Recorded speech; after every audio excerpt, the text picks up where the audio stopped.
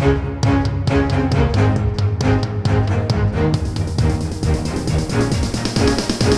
is the Washington Times front page for Wednesday, July 7th, 2021. Thanks for joining us. I'm George Gerbo. The Pentagon has formally canceled its $10 billion war cloud project with Microsoft, saying it will now look to multiple companies to carry out the contract. Pentagon correspondent Ben Wolfgang reports the move comes amid a major legal and political battle between the Department of Defense and Amazon Web Services, which was passed over in favor of Microsoft for the 10-year deal. Amazon alleges that former President Trump publicly and privately pressured the Pentagon to award the Joint Enterprise Defense Infrastructure deal to Microsoft because of his personal disdain for Amazon and its founder, Jeff Bezos. The decision may allow the Pentagon to sidestep what would have been a messy, protracted legal battle with Amazon, which filed a formal protest almost immediately after Microsoft's surprise victory in 2019. By canceling the project, it seems likely the military can establish the program sooner than if it had chosen to continue battling Amazon in court. On Capitol Hill, House Appropriations Committee Democrats have moved to eliminate funding for Guantanamo Bay in a draft defense budget, reviving a 2-decade-old debate over the war on terrorism. Congressional reporter Joseph Clark reports the defense spending bill includes a provision to cut funding for the facility by the fall of 2022. That would accelerate President Biden's goal of closing Guantanamo by the time he leaves office. Few details have been released by the administration about its plan to close the prison camp on the southern edge of Cuba, including any potential plans to transfer the 40 detainees who remain. The move to close the facility is a continuation of an Obama White House aspiration that ultimately failed. Then President Obama issued an executive order in his first week in office mandating an immediate review of all detentions carried out of the facility and its closure within a year. But the move was stymied throughout his administration by legal complexity, geopolitical constraints, and domestic political hurdles. On immigration, a series of polls show Americans find President Biden's strategy on the issue lacking and prefer a return to Trump-era policies.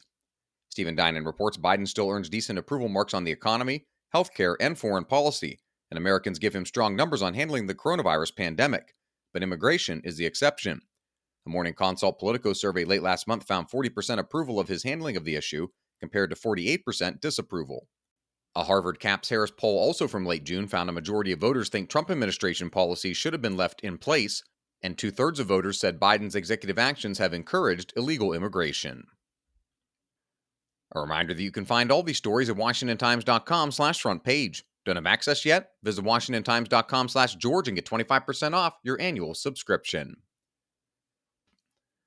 At the White House, President Biden's plan to combat a rising tide of violent crime includes targeting licensed gun dealers who break laws, creating strike forces to stop firearms trafficking, and giving more money to the Bureau of Alcohol, Tobacco, Firearms, and Explosives. Jeff Murdoch reports the president said the three-pronged strategy will save lives by targeting merchants of death, but he offered no metrics on how much his new policies could reduce gun deaths. In a study last year, nonprofit organization Everytown for Gun Safety found that an estimated 84,389 crime guns were used in a crime within 3 years of their first retail purchase. That number includes guns that were legally purchased but later stolen. The same study also found that 82% of trafficked guns came from states without background check laws. And finally, in another installment of the Big Talk series, James Varney talks with economist John Bitsan and psychologist Clay Routledge. The professors at North Dakota State University recently completed a survey into the attitudes of American college students. The findings of some 1,000 students were called from a poll of 400,000. Less than half of students believe their college education has played an important role in preparing them to solve the problems they believe are most important for the nation. The study also found the majority of students who identify as liberal, 57%, said they weren't proud to be Americans. Find all of today's front page stories at WashingtonTimes.com/front page or on the Washington Times app, and subscribe for free to the front page. Just search Washington Times on your favorite podcast platforms. You can also follow us on Twitter and Instagram at Wash Times for breaking news, sports, commentary, and more. For Washington Times, I'm George Gerbo.